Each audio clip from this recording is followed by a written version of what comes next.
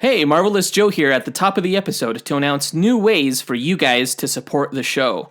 We've always produced a bonus bloopers episode each month for our patrons, but now we have tiers on Patreon that allow you to request duels from us and get the results from matches that you want to see. And these requests don't have to be just Marvel vs. DC.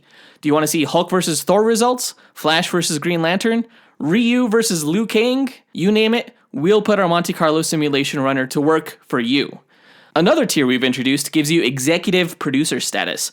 That means we'll credit you in the show and turn to you with polls and surveys, helping Johnny DC and me determine what Marvel and DC characters to pit against each other and what Marvel and DC films to review in the upcoming episodes. And if this wasn't all enough, each tier gets a special monthly discount code to use in our store of 10, 20, or 30% depending on what tier you choose. It's a bonus bonanza for you guys. Just visit patreon.com/dynamicduel and select your tier. You can get bonus episodes, duel requests, and or executive producer status. Again, visit patreon.com/dynamicduel. On with the show.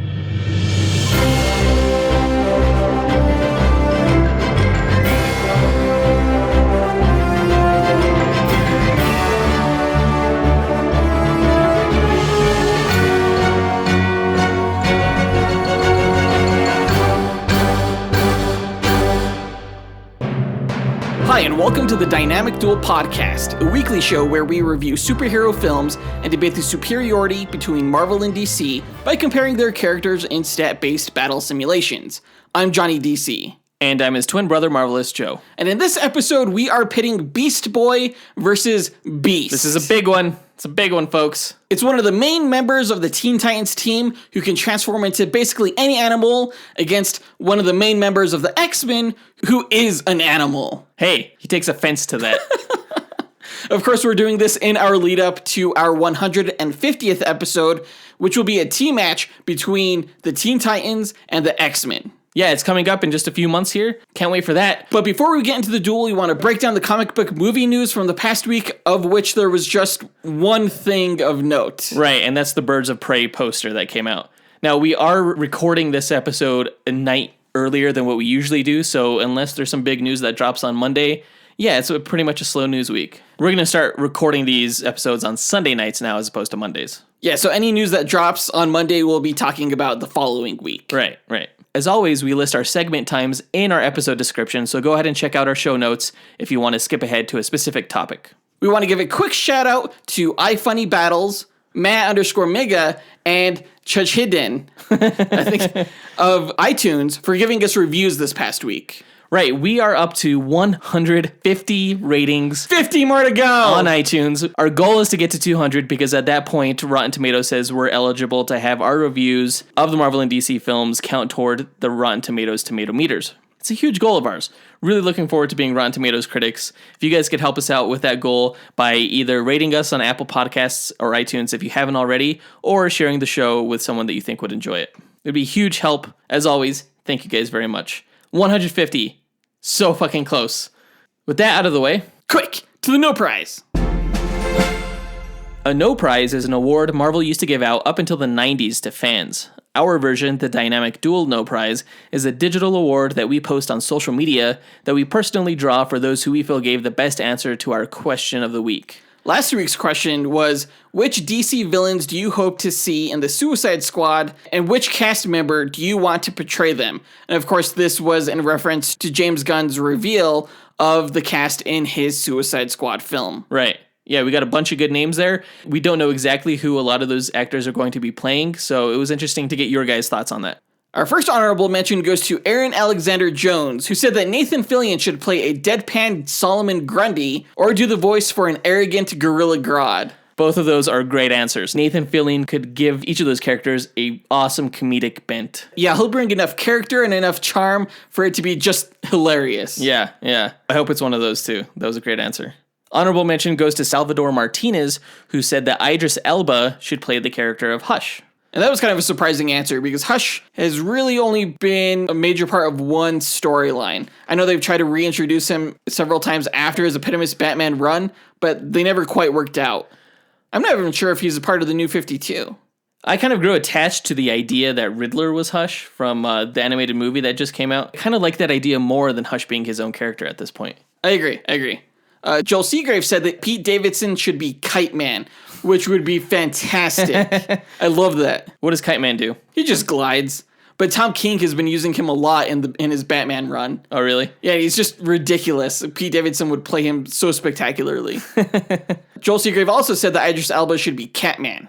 I don't know who Catman is. He was a big player in not the Suicide Squad, but the Secret Six, which was kind of like Suicide Squad light in a way. I could totally see it. Yeah? Yeah, he's kind of a cool character. Kind of like Batman, but lethal. Gotcha. I'm still hoping Idris Elba plays Bronze Tiger. Yeah, me too. Yeah.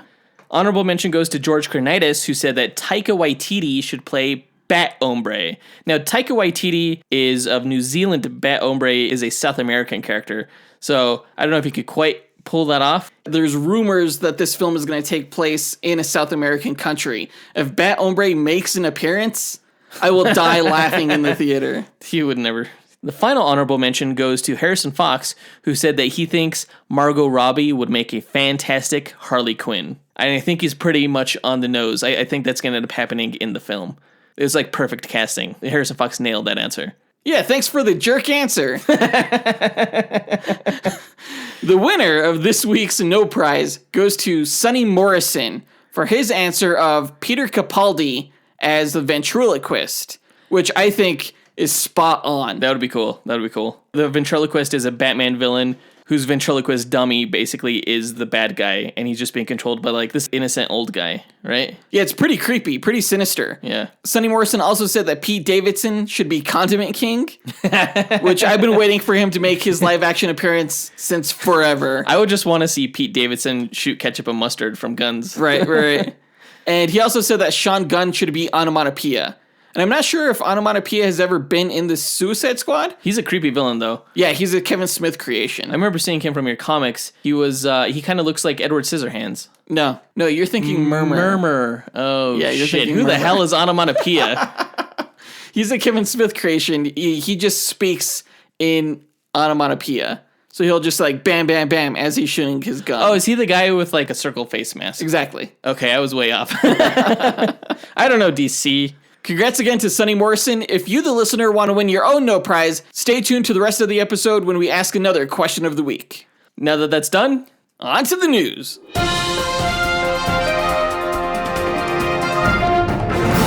So the poster for Birds of Prey was released last week. I'm sorry, I have to say the full title. Birds of Prey and the Fantabulous Emancipation of One Harley Quinn. There we go. The poster was released last week. And I have to say, if you would have told me like 5 years ago that we were getting a Birds of Prey film, I'd have been like, awesome, that's really cool. And then he showed me this as the poster, I would have slapped you and then said, get the fuck out of my house right now.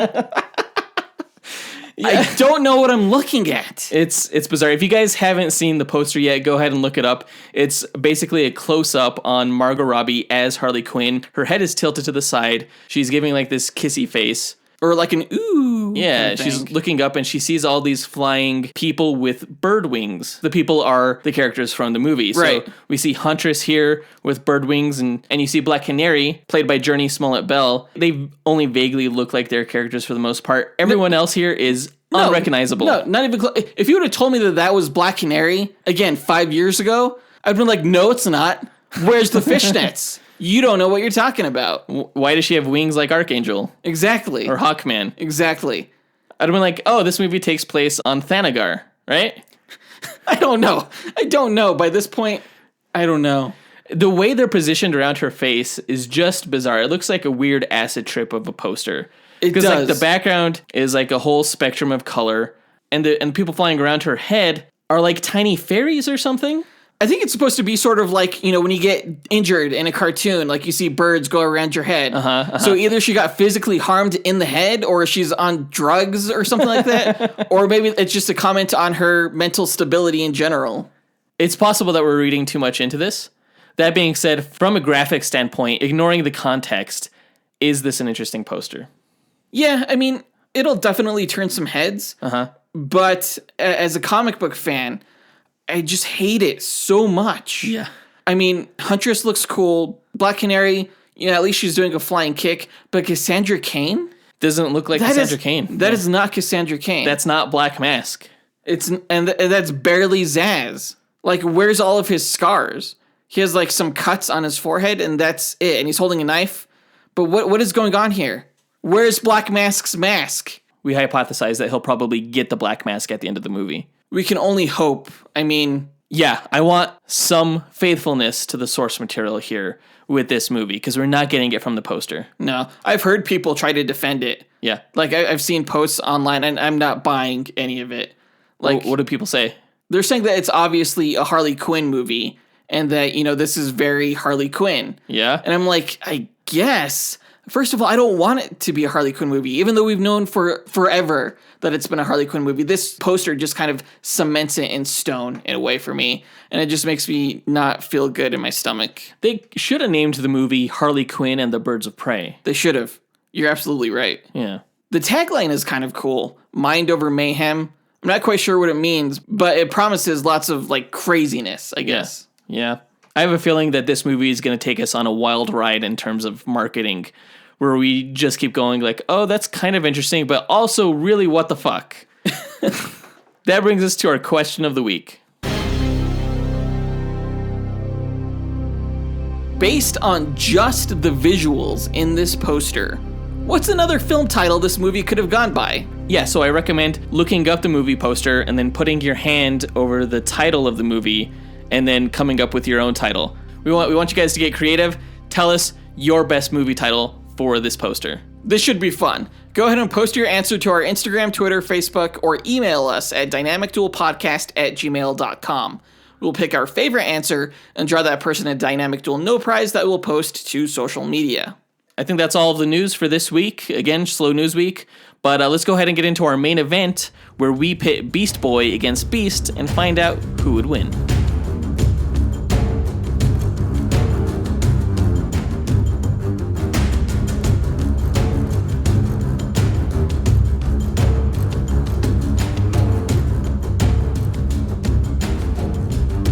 Alright, so Beast Boy versus Beast. We knew that we wanted to do a Beast Boy episode leading up to our 150th Titans vs. X-Men duel episode. I think originally we were going to pit him against Wolfsbane. Right, New Mutants versus Teen Titans. Kind of made sense.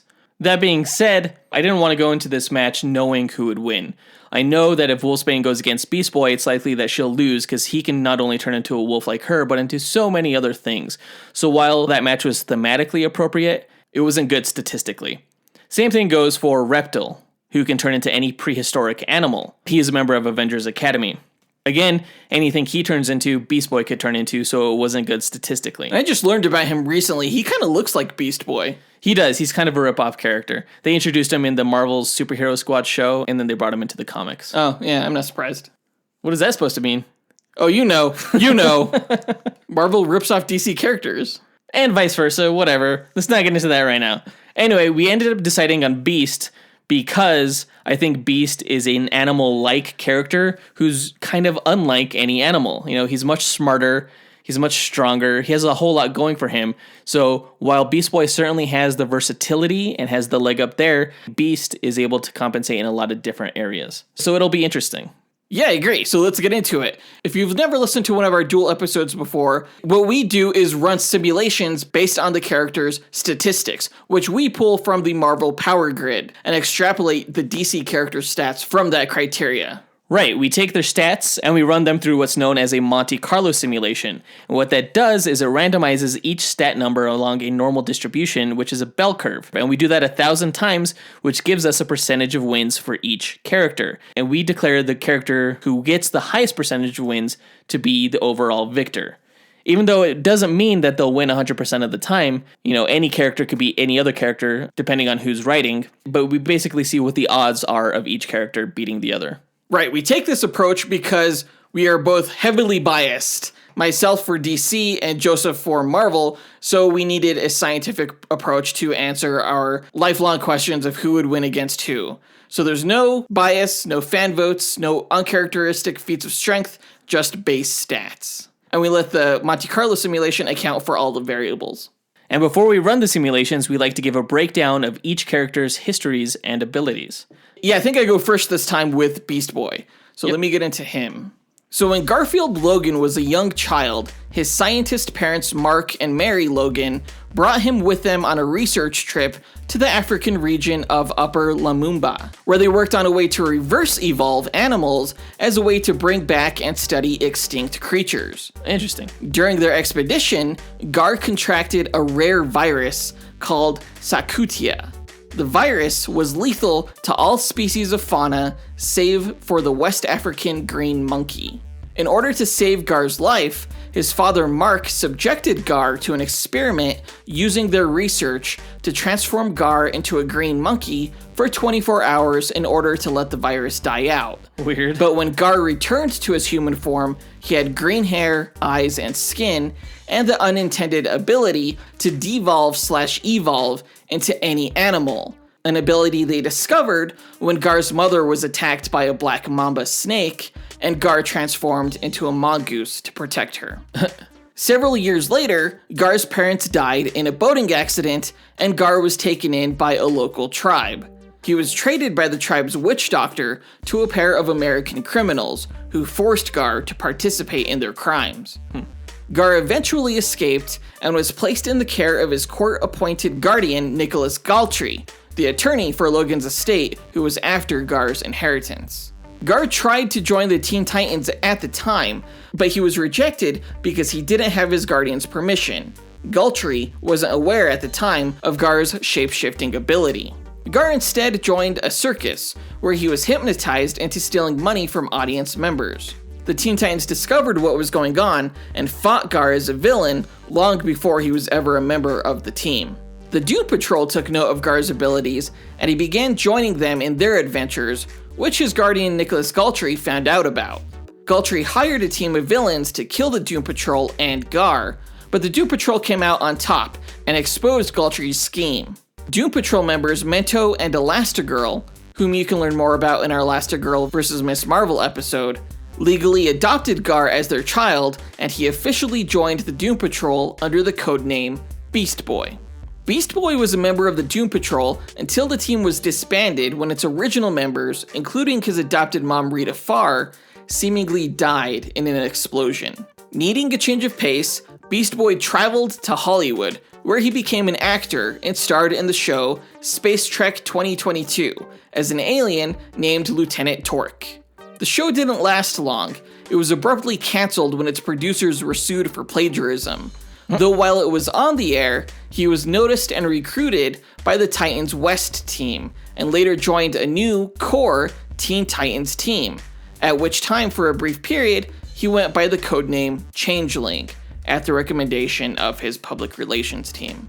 Beast Boy formed a close bond with fellow Titan Cyborg, who you can learn more about in our Cyborg vs. Iron Man episode, and a romantic relationship with his teammate Terra, who was later revealed to be a traitor working for the team's arch-nemesis Deathstroke, who you can learn more about in our Deathstroke vs. Deadpool episode. Terra died in battle, and that, combined with his adopted father Mento being driven insane by his grief and mind control helmet, caused Beast Boy to take a leave of absence from the Titans and focus on his education. Continued exposure to Mento's mind control helmet brought about a dark side of Beast Boy, and he began shape-shifting into demonic creatures instead of animals. A demonic version of Raven, who you can learn more about in our Raven vs. Phoenix episode, used Beast Boy to try and corrupt the other Titan team members, though Raven was eventually defeated and Beast Boy's shape-shifting ability returned to animal forms. When the original Teen Titans members invited Beast Boy to join a new version of the team named simply the Titans, Beast Boy declined and attempted to pursue his acting career once again, and later failed at forming a new Titans West team rebranded as Titans LA. When Donna Troy seemingly died, resulting in the disbandment of the Titans and Young Justice teams, Beast Boy, Starfire, and Cyborg decided to mentor a new team of Teen Titans made up of former members of Young Justice, including a new Robin, Superboy, Kid Flash, and Wonder Girl. This new team rescued and resurrected Raven, and she and Beast Boy began a romantic relationship. It was during this time that the New Titans team traveled to the future, and Beast Boy met and fought a darker adult version of himself known as Animal Man. After the Titans defeated their future versions and returned to the present, Beast Boy eventually took on a leadership role in the team, helping assemble a larger team made of multi-generational Titans members to take on Superboy Prime during the Infinite Crisis. After a brief stint with his original Doom Patrol team, Beast Boy returned to the Teen Titans, led by both him and Wonder Girl. In the New 52, Beast Boy was first introduced as a member of the Ravagers, and was a red-colored experiment of the shadow organization known as Nowhere. His red skin was the result of his connection to the Red, which is the life force that connects to all animals, the same way that the character Swamp Thing is the avatar of the green life force that connects plants. Beast Boy eventually escaped Nowhere with the help of Dr. Caitlin Fairchild, and after joining the Teen Titans, eventually returned to his green form in the Rebirth era. So he was red throughout all of New 52? Pretty much, yeah. Wow, weird. Powers-wise, as mentioned earlier, Beast Boy's altered DNA allows him to transform into any terrestrial animal from any point in history, from parasites to dinosaurs. Thanks to his connection to the Red, he's also been known to transform into alien animals perceived as mythic in nature, like dragons or unicorns. It's difficult for him to do that, however, and he gets exhausted if he remains in that form for too long. When he transforms into an animal, he gets all of the innate traits of the animal, such as venom production or bioluminescence. Because of his shifting genetic structure and mass, he can also heal faster than average. That's Beast Boy. Yeah, I heard a few similarities there between that character and Beast. Well, I've heard a few times you mentioned Dark Beast from like the Age of Apocalypse future. Yeah, that was specifically what I was thinking of. I thought that was interesting. Yeah, there's like alternate future evil versions of both of these characters. Right. You know. Well, Beast is such a great X-Men character. He's unique and interesting because of the dichotomy in his appearance and his demeanor. Now, Marvel has a few monster characters like Ghost Rider and Hulk who act like monsters for the most part. But Beast is a monster character who acts more refined and eloquent, more than any other superhero out there almost. It's fascinating. It's ironic. He's just awesome. Plus, I really love the color blue. Dr. Hank McCoy was born in Illinois to Edna and Norton McCoy.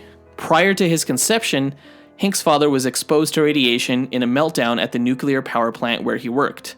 It's likely because of this that Hank was born with abnormally large hands and feet. He was often mocked in school because of his proportions, given the nickname Beast by kids. But Hank always had an exceptional IQ and excelled in academics. His high school football coach once asked him to try kicking a football, and Hank kicked it so hard the skin came off. He was asked to join the football team and became a star athlete in high school and college.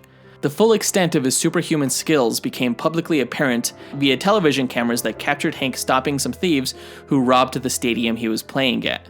A villain named Orlando Fury kidnapped Hank's parents and held them hostage, forcing him to steal an experimental solar generator. When Hank returned with the device, Professor X and his new students Cyclops, Angel, and Iceman were there to help him rescue his parents.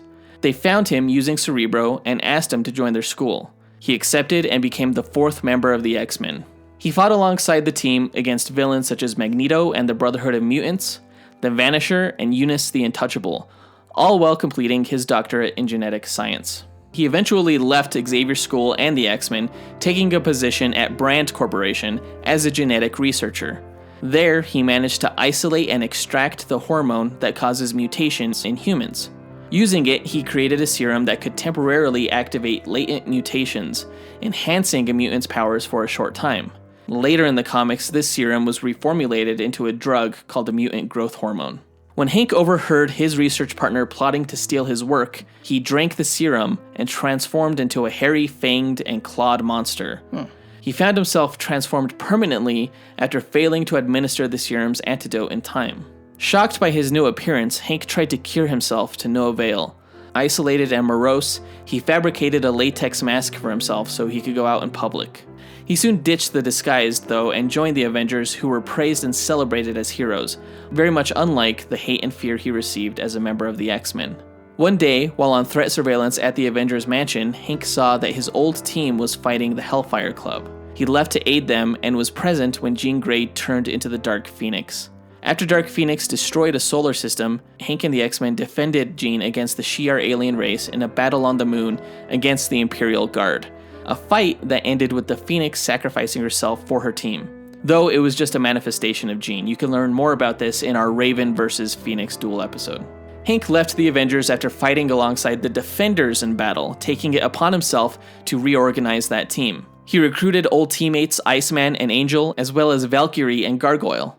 The team disbanded after a battle with the Dragon of the Moon, and the 3 former X-Men helped form X-Factor with the other original X-Men after Jean Grey was discovered to be alive. After stopping the threat of Apocalypse, X-Factor merged with the main X-Men team, with Hank serving as the team's scientific and medical expert.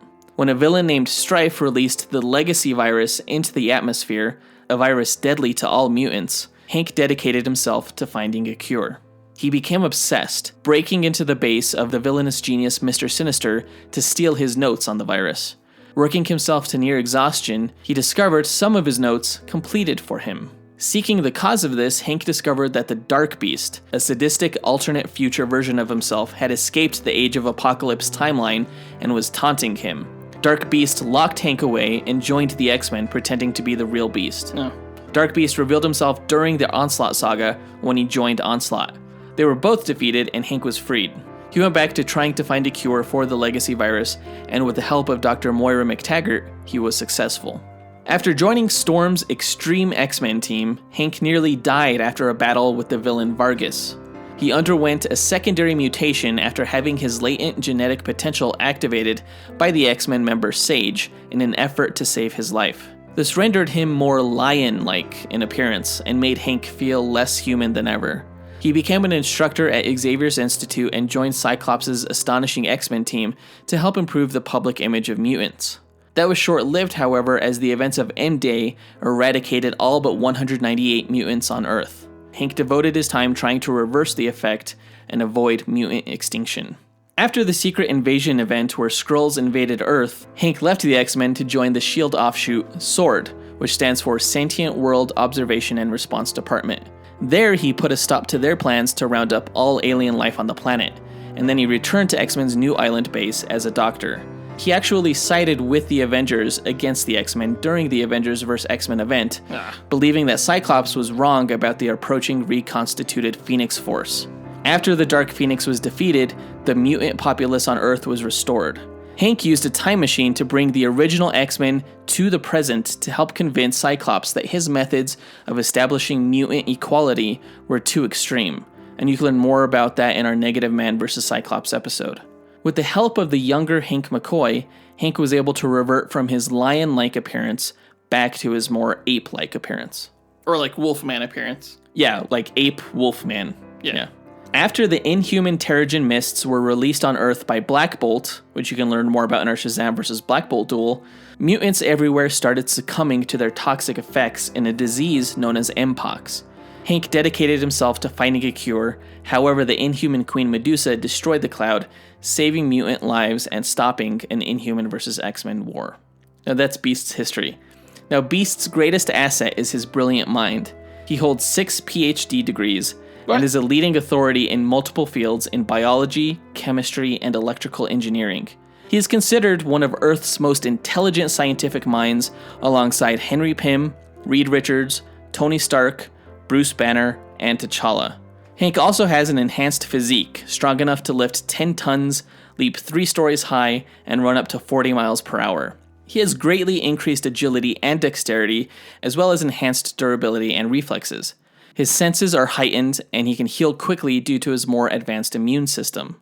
Finally, he has 3-inch claws on each finger and toe that are razor sharp enough to rend stone and metal, and definitely any dumb green animals that get in his way. That's Beast. I didn't really touch on Beast Boy's personality in my bio. Yeah. But one of the things I think that's great about this matchup is that they could not be more different personality-wise. Like, Gar is like a jokester, prankster kind of character who doesn't take anything seriously and is always making a joke. Yeah. And Beast is, boring as shit. No, he's not boring as shit. He's fascinating. Oh, really? Would you invite him to a party? Hell yeah, I would. No, you Beast wouldn't. would have the best jokes. He's the most interesting conversationalist out there. If I could have a conversation with any superhero, it would be Beast. He'd be the best. He's just a great talker. Well, he's not talking his way out of this one. All right, now that we've gone over the histories and abilities of each character, what Jonathan and I like to do is improvise a scenario in which the characters fight against each other. It's how we imagine one of the 1,000 simulations we run would actually play out. Yeah, we don't have any rules for this speculation other than the fact that the characters don't know anything about each other save for the fact that they are a threat that needs to be put down. They start about 50 yards apart on a battlefield that plays no factor in the battle itself. Right, we don't take stats for the environment, so it plays no bearing on the match. These characters have to win on their own merits without any outside help. So, with that being said, these characters face each other down on the battlefield, 50 yards apart. Who goes first? Let's say that Beast Boy starts first. Why? Because he's kind of impulsive that way. Beast Boy turns into a falcon and takes to the sky.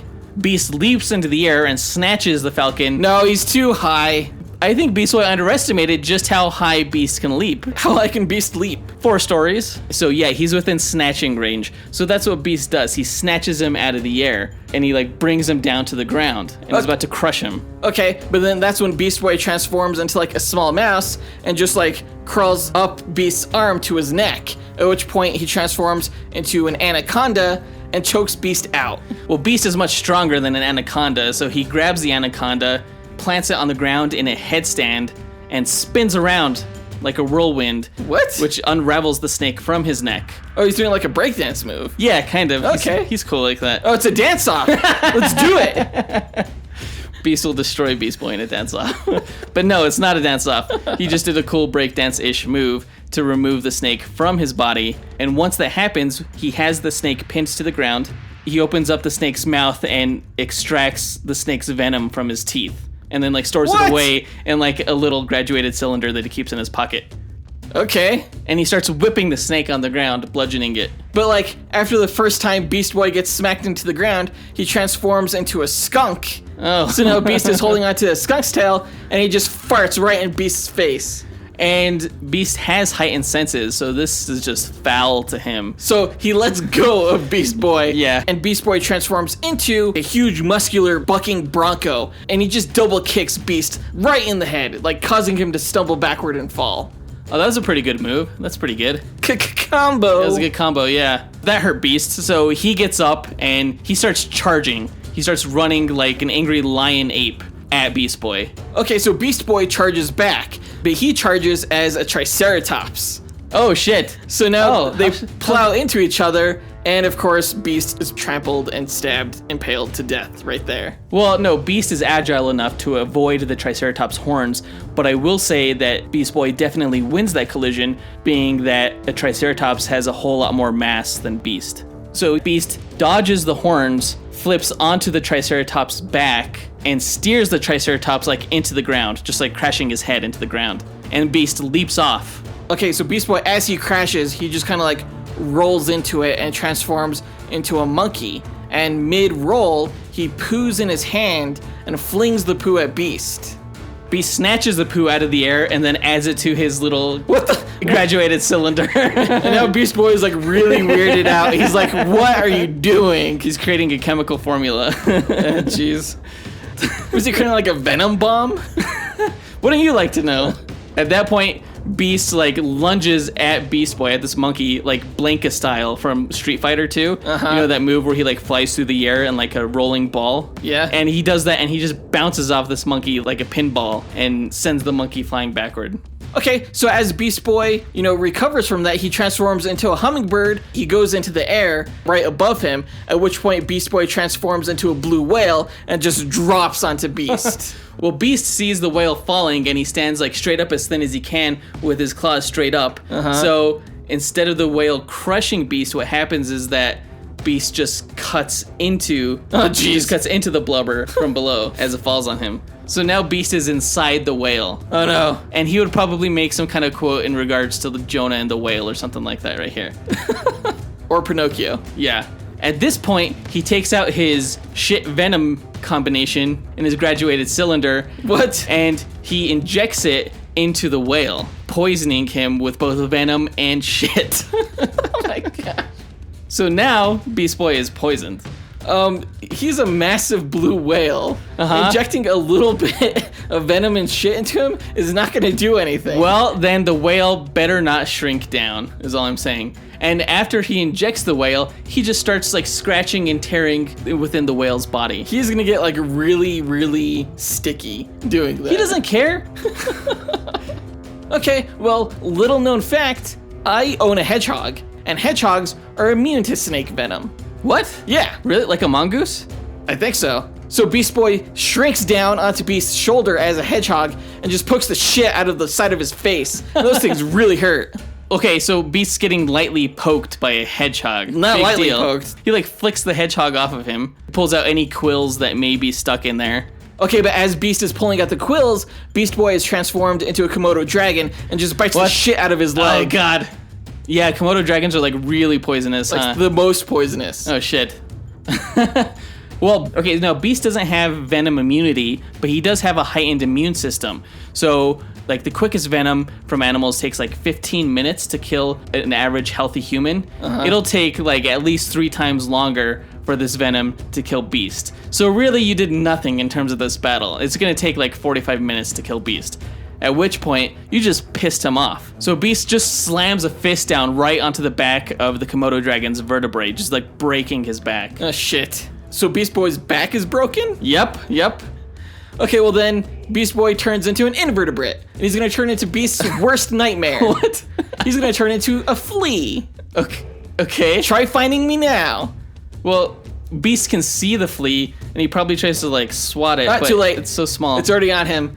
So Beast Boy makes his way up to like Beast's like ear or something like that. What? Yeah, and then he like jumps into his ear canal and then turns into like a brain parasite.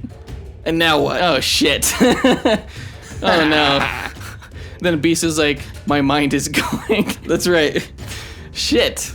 Well, I think that Beast has a special brain parasite antidote on his person, which he administers, and kills Beast Boy with medicine. Because he's a doctor, he knows how to treat brain parasites, he's fine. Yeah, if he could think fast enough to do it in time. If his mind is already gone. We'll leave the match there. Either Beast Boy kills Beast through parasitic activity, or Beast heals himself through drugs. Wow. So let's go ahead and run the stats now in the simulations and find out which of these characters ended up on top for this match. That was a really fun matchup. That was. That went way beyond even what I thought it could. So I'm really pleased with how we played out that scenario there. The stats were pretty interesting. For the most part, they were on par in terms of the more physical stats, such as strength and speed. Yeah, they can move about the same speed. And there are animals who are almost as strong as Beast. Like, an elephant can lift, I think it was like 9 tons, an African bush elephant. Yeah, and then T-Rex as well is pretty damn strong. Right. Yeah. And they were also comparable in fighting skill. Yeah. They both sort of have like their own animalistic style approach to fighting. Right. We said that Beast Boy has a slightly greater range than Beast, since Beast Boy can turn into animals that can like spit venom and stuff like that. Animals with like projectiles. Like poo. We also said that Beast Boy is slightly more evasive than Beast, as evasive as Beast is, just because Beast Boy has the ability to shrink to avoid attack. He can get really damn small, as you said in the fight, as small and smaller than a flea. But Beast is just so much more intelligent than Beast Boy. So Beast definitely has the advantage there. He can formulate attack plans and process the battle mentally much more effectively than Beast Boy. And that's what has me worried here. I think you're going to come out on top just because of that intelligence stat. Are you so worried that you don't want to see the results? Yeah, I'll just step out of the room while you give the results to everyone else. No, I want to hear them. All right, the winner of the Beast Boy versus Beast match is Beast, obviously. Of course. Yeah, he won 643 matches out of the 1,000 simulations. Beast Boy only won 357. You know, I was convinced for a while that Beast Boy was actually going to take this one. This sucks. This is kind of a surprise. I mean, I knew that Beast was going to win, but I didn't know it was going to be by this much. Whatever.